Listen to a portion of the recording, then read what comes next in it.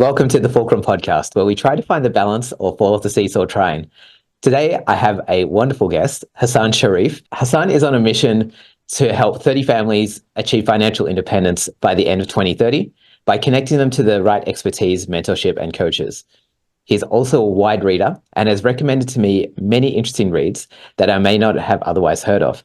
Hasan is also one of the most generous people I know with his time and willingness to hold space, as he has for me in many of our conversations, and hopefully I'll be able to return the favor as I interview him in this podcast. Hasan, welcome to the Fulcrum Podcast. Thank you. Appreciate you having me, Joe. This is going to be a really fun discussion, I think. Yeah. I've been really excited about this. I thought a really good place to open up would be talking about Brianna West, specifically 101 essays. And there's an essay in there where she talks about how developing a daily routine is really useful. And I just thought I'd like to get you to weigh in on that advice. Like, where has that worked for you? Where's it maybe not worked for you? And go from there. Yeah, no, I like this topic because I think my introduction to Brianna Wiest is in the book that she did called "The Mountain Is You," which is all about how we're actually dealing with self-sabotage, where it comes from. And I think you and I discussed that one of the things that really intrigued me is just the practical way in which she communicates. So it's not highbrow, it's not accusatory or lecture style. It is basically just an acknowledgement of here's kind of what tends to happen. And she gives a wide range of examples that most of us can actually see ourselves fitting within. And so when we get into that discussion around daily routines, I think just through a lot of the training that I've gone through and just experiences over the years, I've come to believe that if you can basically look at someone's daily routine, you can effectively tell what kind of person they are and where they're headed. And consequently, if you recognize that a person doesn't have a daily routine, then all of a sudden it actually explains maybe where a number of things are a bit off the tracks. Maybe people are not so happy with where they are and really sort of looking for something. So I guess for me, the daily routines that I engage in are usually around things like meditation, reading, writing, having conversations with people. I love a good conversation because it kind of gets me out of my head and also out there connecting with people. And then just making sure that there's also some time to just relax and enjoy life. So there's probably 100 other things that you could probably stick into a day, but I find that those are the things that tend to ground me. And so if I don't do some of those things, I don't beat myself up about it, but I know that most days I'm going to get those things done, and therefore it sets the tone for the day. First of all, like when you say you want to have like enough structure in your life, but still have enough freedom to enjoy the day, how do you strike that balance? Mm-hmm. So I think I've gone through, it's funny you asked that question, so many different iterations of this over the years. That balance used to be something, I'm a logical engineer by nature and discussion. So I would go through literally picturing the day and structuring. Here are the hours or the minutes that I'm going to spend doing X, Y, or Z. I might color code them so I could see at a glance whether or not I've got too much of one, not enough of another. And so that was probably where I started. And the thing about, sort of routines is that if something is complex, then after a certain amount of time, you won't do it anymore. So Yeah. what I've learned over the years is that it's got to be something simple, something fairly easy. And then it also has to, at least for me, maybe not with other people, it has to have some flexibility. If it's too rigid, then you start to get into your own head about what you didn't do correctly. Whereas really all you want is the small steps that get you to start practicing things that you know in the long run are going to be good for you. So at the moment, what my routine looks like is in the morning, I try to get as much of those things done so that I can mentally tick them off. And then the rest of the day feels quite free. So when I get up within the first hour or so, I'm typically sitting down and doing just a little bit of reading, then followed by meditation. And then I give myself a bit of a choice. Do I jump on the bike? Do I sit down and write? Do I, go to LinkedIn or whatever, sort of social media tool of choice and connect with people, maybe respond to things. And sometimes the order or the sequence of those things might change, but I usually try to get them all done, before noon, let's say. And if I don't, then that just becomes the priority to make sure that I get done before I go to bed. And if there's a day where, let's say, things are just manic, then okay, I don't beat myself up about it. Why? Because tomorrow is a new day. I get to start over again. So it's gone from quite a bit of rigidity to now just that notion of, hey, these are good things to do. I feel good when I do them. I notice when I don't. Let me not make myself wrong, but let me just adhere to something that I know over time is a good thing to practice. I like that. You're mentioning being an engineer in your thinking, and one of the things that I noticed was that in your mornings they tend to be structured, and there's like almost like a divergent process where like you're starting structured, like fairly focused, and then you kind of relax that as the day goes on. Is that something intentionally that you've designed in, or has that emerged organically? I think it's one of those things that's emerged organically, but then you design around the nature and the organic, sort of points that you find out about yourself. So, for instance, one of the things that I'll often tell people is try to notice where you have the most energy. And then energy is broken into different areas, right? So maybe energy around conversation and being, I guess, a little bit focused on connection, maybe energy around the internal stuff that you want to get done. Maybe it's a reading or meditation kind of thing versus the energy to physically go and do things like run errands. And so I know that for me, I'm probably the most cognitively aware and ready to do some of those harder, complex things in the mornings. And as the day wanes on, so too does my willpower. So Yes. if I haven't gotten certain things done by a particular point in the day, then I know that the chances of me getting it done in the rest of that day are probably slim. Sometimes I can force myself, but I feel just a natural inclination to get a lot of those things done in the morning. So I find that, yes, it's a little bit of design, but it's a design around a natural, organic organizing principle. I like that. It's designing with the grain in a sense. So it's a Yeah. bit of a mixture of going with the flow, but also channeling where the flow goes. Well, yeah. Yeah, exactly right. I mean, it's just like anything in nature. If there's something that's already in process, then can I try as best as I can to leverage what's already there rather than having to build something from scratch? And certainly I'm not trying to, sort of push string uphill. That's just a never ending battle. I think one of the things that I'm always struggling with is wondering if I'm doing something the hard way or whether I'm just not being persistent enough. Because like Mm, some things you just have to stick with it, right? And the indicators of success are lagging. yeah. A good example might be you're mentioning meditation. A good example might be mindfulness and meditation. And I find I get I've been meditating for a while now, but I remember when I started, I always used to ask myself, am I doing this right? Like Mm, I'm doing this consistently. I'm showing up every day. Am I doing it right though? Is there an easier way to do this? Is there an easier way to enlightenment? Right? Is there an easier way yeah. to a clear mind? Do you have any heuristics or tools that you use to questions you might ask yourself to basically figure out, okay, I've been hacking away at this thing for the last 3 months. Um, do I is it a matter if I change tactic here, is that me just being impatient or is that actually a clever pivot? Mm. That's a good question. I don't know that I have a ready answer for it. I do know that just a lot of the context that you provided in asking the question Mm, just triggered so many things for me. So great. I'll start with meditation because that's a really good one. I actually did, and I think I shared this with you in one of our previous conversations, a course called Vipassana, which is in the introduction, a 10-day course where you basically go and learn how to meditate. And it's usually away from society in an ashram or someplace where you can kind of simulate isolation. And for 9 of those 10 days, you're meant to be silent. You don't interact meaningfully with anybody, meaning no eye contact, no hand gestures, because you're really supposed to simulate being alone and learning how to meditate. And once you actually sit and start meditating, particularly if you've never done it before, you get that sense of, am I doing this right? And oh, this kind of hurts. This is uncomfortable because you never really sat for that long intentionally without moving. And so one of the things that really set my mind at ease is the fact that the teachers in the course let us know that no matter how long you've been meditating, the human condition is such that the mind tends to wander. And so it's not about trying to get to a point where I've done it right. And so therefore my mind is blank the entire time.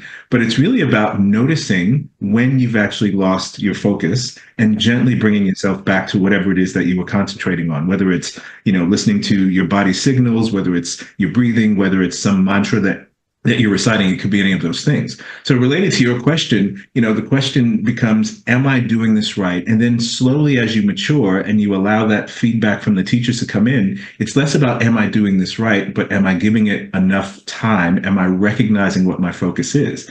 And so, yes, there are definitely going to be times where you think to yourself, okay, let me go and do something else. Let me make that clever pivot that you're talking about. So I think it's, sort of situational. But what I find as a heuristic is, once I feel like I've gotten enough initial instruction in something, I actually want to give it quite a bit of time. And that could be a week, it could be 30 days. But the idea is to set yourself an initial goal that says, I'm just going to work through the initial discomfort, because we are creatures of comfort. Any change is typically uncomfortable. And so we need to allow ourselves a bit of time to just recognize that if we're trying something new, it's not going to feel great at first. And then after that initial evaluation period, then we can start saying, okay, what was my experience? Did I actually accomplish any of my initial goals? Did I notice anything? Is there something that maybe requires a bit of research? And if so, then we can start looking for the clever pivot, but within the context of an evaluated experience, rather than, I don't like this, I should just go do something different. Does that make sense? I think so. It sounds like you set yourself an initial, I guess, time box in which Yeah. you say, like, I'm going to try this. I'm going to throw myself into it. It's probably going to be uncomfortable because it's different. And so you go in with eyes open that it's not going to be a silver bullet. It's going to be, I don't know what the analogy. I should really come up with a counter analogy to that, because I always say it's not going to be a silver bullet. It's more like a driving a stake through your chest or something. I don't know. But, Yeah, fair enough. it's so it's going to be this period of discomfort as you learn it, as you, it's almost like putting on some clothes that don't quite fit, and Yeah. then you will start to grow into those mental clothing, I guess, that the mental costume. And then you have this period where at the end, like, that's when you can be critical about what's happened. It's like, okay, 3 months, 6 months after I've started, am I closer to where I wanted to be than I was before? And Yeah. is the progress that I've made, is it what I expected? Is it not? And if it's not, are there reasons for it? Maybe I'd set my sights too high. Maybe I'd had unrealistic expectations. Is Oh, yeah. that kind of what you're saying? That is perfect. That is exactly what I'm saying. Because, we're always going to have new experiences. And the question is, are we actually taking the time to evaluate those experiences to see whether it got us farther down the path that we were trying to get to? Or was it, something that was maybe adjacent, or did it take us backward? In other words, if we never look at the experience and evaluate it, we can't know whether or not it was a good thing, or should we continue, or should we try to do something else? And I often think about a book that my partner recommended to me a few years ago called The First 20 Hours by, I think it's Josh Kaufman. And it talks about how, in almost direct opposition to the famed 10,000 hours to reach mastery in something that I think Malcolm Gladwell made popular, Yeah. it's really about, can we actually figure out, for the things that we want to pick up in terms of new skills or experience, can we do just enough of it to get over that hump of discomfort, to figure out, is it something that I actually want to continue? And so, like you said, being able to have a point at which you come back and say, how did that go for me? And then now I can start to say, now, do I want to diverge? Do I want to go in one direction or another? Do I want to pick up a new skill? Do I want to just drop this entirely? But I've now at least given myself enough of a chance to see how I went with it. Yeah, I really like that. So one of the things that I thought was really interesting about that process is there's a lot of reflection that's involved, right? And Yeah. I'm I'm a big reflection, uh, introspection nerd, and I'm always curious about other people's reflection practices. Could you tell us a bit more about, if you have a reflection practice at the moment, and if you do, how that's evolved over time? Yeah. So I do have one, and it probably breaks into a few different areas. So one is just, I think I got it from Rick Warren, and I can't recall the name of the book, but effectively there was a set of questions in his book that he suggested that you review at the end of the day and just answer them. So, for instance, things like, what am I grateful for? What did I learn today? Who did I connect with? What do I want to focus on? Maybe what my goals are. And I just found that over the years, as I read different books, and that kind of practice has been suggested by different people, but there's always a slightly different take on it, maybe a different question or a different topic. My set of questions has grown quite long, and I've refined it over the years. So that's probably the primary reflection tool that I tend to use each night. And there was a point at which there was a morning component and an evening component. So you literally get up in the morning, you basically reflect on the previous day, what you want to get done this day. And at the end of the day, you reflect on the day itself and you kind of continue that practice. And over time, what I've done is I've consolidated it just for once in the evening or in the morning. And I'll just go through all of the questions. And so that's one component. Another component is, we talked about reflection in the form of meditation. So being able to sit and just kind of be and calm down. What I find is that since I'm actually in that space, I actually like to either read before or just after I've meditated. And as I'm actually sitting in that space, it's the perfect time to reflect on what I've been reading. And so I like to have a daily practice where I'm reading for at least a half hour, sometimes more. If there's nothing on the schedule, I might sit there for an hour. And sometimes I actually don't even get through more than a couple of pages because what I read triggers something that I just want to sit and think about. And it could be an experience that I had more recently, or maybe something even earlier in childhood, and just how does it play out? How does it make me feel? One of the things that I'm focused on these days is just this journey of what matters, right? Thinking about all of the interactions and the things that we do and what society tells us that we should be chasing. And then when you kind of think really, really broad scale in the context of the universe, we're not even a speck of a speck of a speck of a speck. And, wait 100 years and sometimes not even that long or even longer, nobody will remember most of what we actually did in life. And so how important is all of this really? And so that could take us down the path of nihilism. And there's definitely those days of reflection where I'm like, gosh, what does it even matter? But then something that one person said to me really sticks with me, which is that may be true that we are specks and none of this stuff matters. But for the moment in our lifespans and in the interactions that we have a choice to make something matter. And so I like to focus on that. And so, a little bit of a long answer to your question, but there's lots of components of reflection now that have been, I guess, systematically added to my overall machine. And, if I find something new, you and I chat a lot. There's a number of things that you've mentioned that I like to kind of steal and add. Then I'll just add to that reflection machine over time. Yeah, I like the idea of that evolution over time and the consolidation. I think reflecting on what matters is something that I have a lot of anxiety about, as in, like, am I working on the right thing? I've gone through a bunch of different processes and I guess algorithms for trying to like take my to-do list and go, okay, well, how can I surface what matters here? And my current way of doing is like thinking about, okay, so I've got this task. What do I think the impact of it will be? How much uncertainty do I have about how much time it's going to take? Oh, and also, like, how much time it's going to take, like my estimate for how much time it's going to take. So, it's just basically like t-shirt sizes. So it's like, I think it will be like a small amount of time. I've got a medium amount of uncertainty about that estimate, and I think it will provide a medium level worth of value. And then I get a score from that. I call it a leverage score.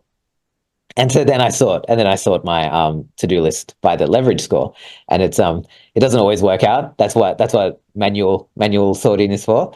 But yeah, I'd love to know, like, do you just judging by the smile on your face, it's probably that process is probably more intense than what you're doing, or much less intense. I'd like to know which way it is. I feel like we are brothers in engineering.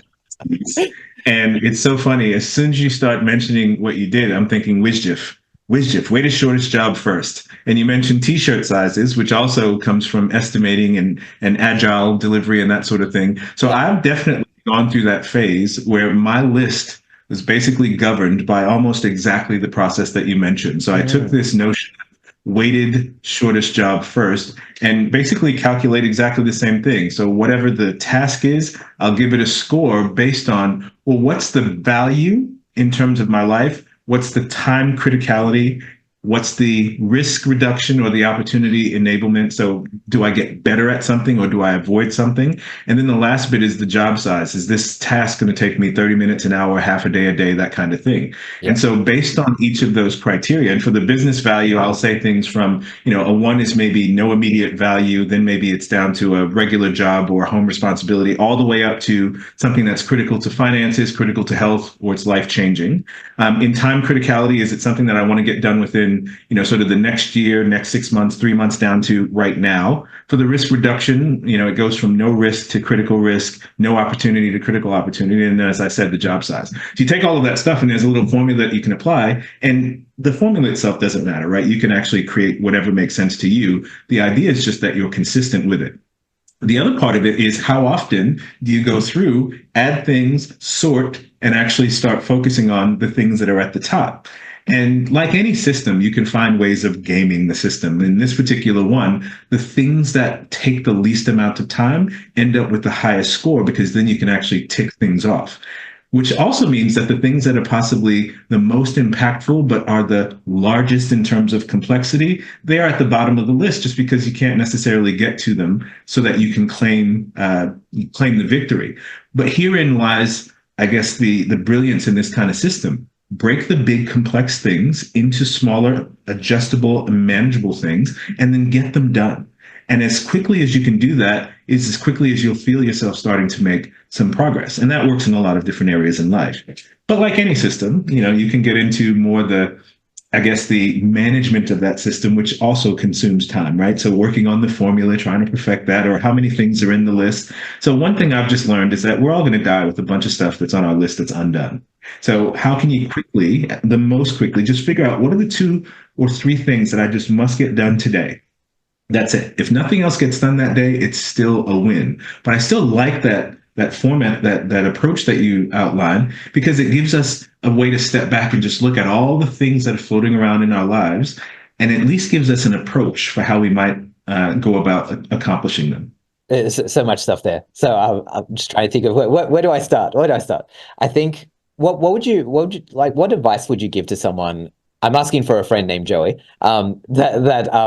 Thinks that they spend too much time like organizing their to-do list. So for my friend Joey, tends to take an hour on Monday to like look at all the things on his list, put them in the order that we were talking about before, and then block out time on his calendar to get it done. And the thing is that that plan doesn't always go according to plan, right? And so what advice would you give to someone like that? Well, I don't know that I have any advice for someone like that. The first question that I ask is, does that work for Joey?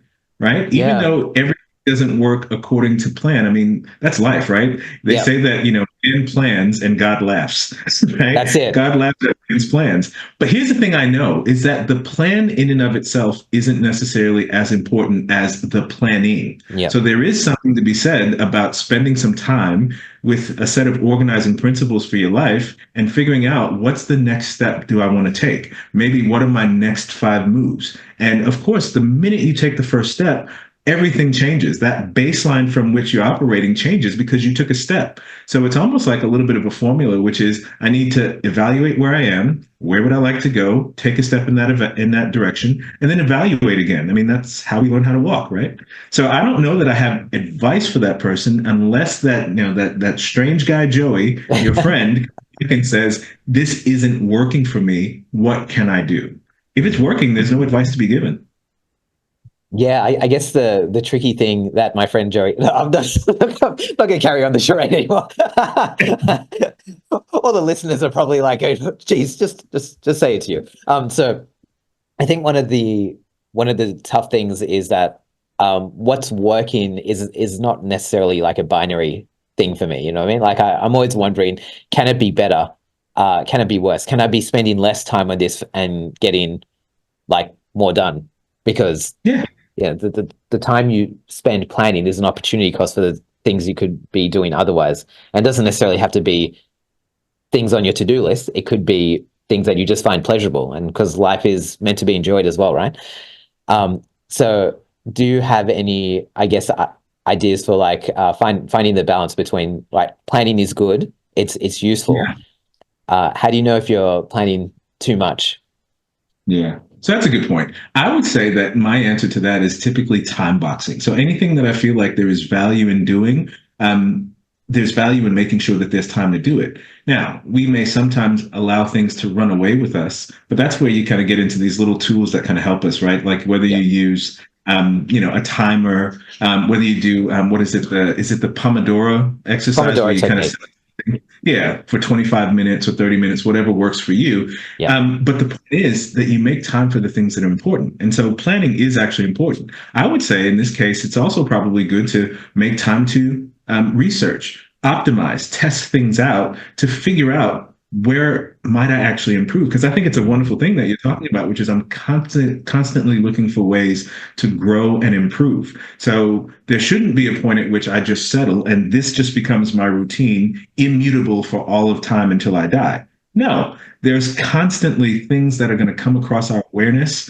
There are people that we'll talk to that we maybe get inspired by, and it should spark that question: what are they doing that I'm not? One interesting journey, if you haven't taken it, that you might enjoy, is investigate something like Tim Ferriss's Tools of Titans. Have you come across this one? it's on my Audible backlog, my ever increasing Okay. Audible backlog, and I like the structure of it, how it's like very bite-sized interviews with different people. Is there a particular Yeah. one that you're thinking about, or is it like just try Not each a one? particular one, but it's just a reference of all of the sort of cool things that he's learned about people that he's interviewed over the years that he himself has tried and can make recommendations on. And I'll tell you, gird yourself, steel your resolve, because when you read this book, you think to yourself, "My gosh, there's so much that I'm not doing that I Yeah, could or should." Right. And that can also be a little bit of overload. But the point that you mentioned is a really good one, bite sized. Right. So maybe let's build into our routine that we will spend maybe 30 minutes a week or whatever works for you, looking at other things that people do. And you've got a criteria, and that criteria probably evolves. But again, it's those organizing principles in your life. I want to constantly get better at managing my health and my time and my relationship. So maybe there are a few others. And so when I come across a new piece of information or a suggestion, then I'll just run it up against those values and say, is this something that it makes sense for me to plan some time to try out? And then we go back to the original conversation we're having, to give myself a bit of time to try it, be uncomfortable with it, compare it to something else that I may have done in my evaluation experience, and then determine, is this something that I'll keep, discard, or maybe come back to later? Rinse and repeat. That's pretty much life. it's pretty much taking an experimental approach to life, treating life like a scientist. That's what Yeah. it sounds like to me. Absolutely. And you know what? That'll probably be an analogy that resonates with a lot of people. But it's just the way that I think we tend to live our lives, even if we're not that deliberate. We kind of come across something, we evaluate it, and we decide, is this worth trying? And we do. And if we like it, we keep doing it. If we don't, we stop. I mean, it's not actually rocket science. It's just how deliberate are we with the limited resources that we have: time, energy, and money, right? Exactly. Yeah. I I think a interesting balance to try and strike sometimes though is like deliberation takes willpower, like you were mentioning Yes, before, like, and it's a battery that dwindles through the day, right? So absolutely. if we were to if we were to be deliberate about everything in our lives, it's I think we'd probably get decision fatigue by 8:45 in the morning, right? Yeah, yeah, and then but if we were to program everything in our lives, if everything in our lives was a routine, then we'd probably be living on autopilot, which probably isn't great either, right? Do you have any you're a really organized and is structured kind of person. Do you, and this kind of goes back to what we were talking about earlier in the conversation as well, but at a higher level, do do you have idea when you know your life has become too structured, and it Mm. needs a bit of a shake up. For Yeah. example, every quarter, I basically give myself a break from my habits and my discipline and the rules that I've set to try and keep my life on track, and I just basically live loose and then come back to it. Do you have any tools that you use? So it's funny. This is another way in which I think we're quite similar. So same thing with me, right? I've got my daily habits and routines, and after a while, it just kind of feels a little bit stifling. And Yeah, so every once in a while, I will shake things up, and I will maybe not read for a day or a couple, or I'll have a day where it's just for me. So I'll give an example. I have been on, sort of a gaming hiatus for a number of years just because I know that it takes quite a bit of time because I have an addictive personality. I like to mm, grind through. I'm going to spend the money on a game. I'm going to squeeze every drop of entertainment. I'll find every Easter egg, all of that stuff, but that's time consuming. And so I've been on that hiatus, and then I've been debating on when do I take my next break. And most recently, I just decided that I would. I saw that my schedule kind of opened up. There weren't quite as many meetings. So I said, let me go out and buy this particular game. And I know that I'm probably going to spend the next couple of days just grinding. And yeah. that's exactly what I did. And it felt great. I didn't get much sleep. I didn't do much else. And I remember having a chat with one of the gents that I kind of coach with, and I kind of shared what I did, and he just validated it. He was like, sometimes you just need some time for yourself where you just kind of cut Mm, loose and just do what you enjoy. And here's the thing. I think you've got to know that that's a defined period, and then you come back to your life. If that becomes your life, then that's where yeah. you're kind of in that spiral to destruction, right? Where sometimes you Mm, feel like you can't pull yourself out of it. But I think you bring up a great point, Joey, which is at the same token, you can't necessarily, or maybe it's worth evaluating whether or not you'd want to try and live a life of 100% structure and just rigidity, which is why for me, it's got to be a mixture of both. Even when I'm in my daily routines, what you heard me talk about was the flexibility. So there's some things that are standards. They're, for the most part, immutable. But when I get them done throughout the day, I tend to lean toward morning, but I've moved away from this has to happen from this time to this time. This one has to happen from this time, and it's got to be in this sequence. It's just a hotbed of guilt and frustration that forms if you ever deviate from what you wrote down. So why put yourself into that position? Develop whatever works for you and make it and structure it so that you actually feel like you win. yeah. Setting yourself up for success is underrated, isn't it? Oh, it is. It definitely is. But I think once you can do that, then you can start managing some of, I guess maybe the unhealthy feelings and maybe sort of downward spirals that tend to generate. I mean, we've all got those voices inside our heads. There's the one side that is really speaking toward the better version of ourselves. And then there's the other side that tends to speak toward the, what if I just go and do this really, sort of mischievous thing, right? And so whichever voice that we feed most of our attention to is the one that will win. And so knowing that, how do I structure it, right? We talked about, sort of the willpower diminishing throughout the day. We call that ego depletion.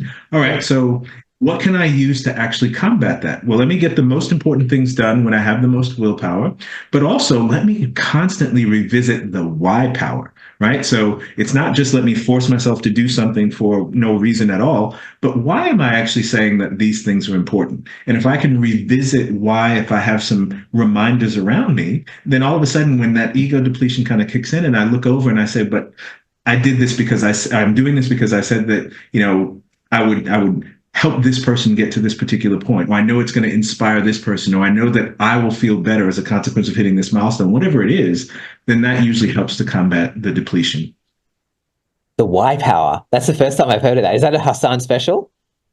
No, I wish it was. I can't claim credit for it. I read it somewhere, and that's the other thing, right? When you consume as much as we do, sometimes the individual references get lost. But Yep. that isn't mine. Definitely take it and spread it because I believe that it's very, very palpable. If you know why, then that will typically drive the how. Yeah. Wonderful, son. This has been a great conversation.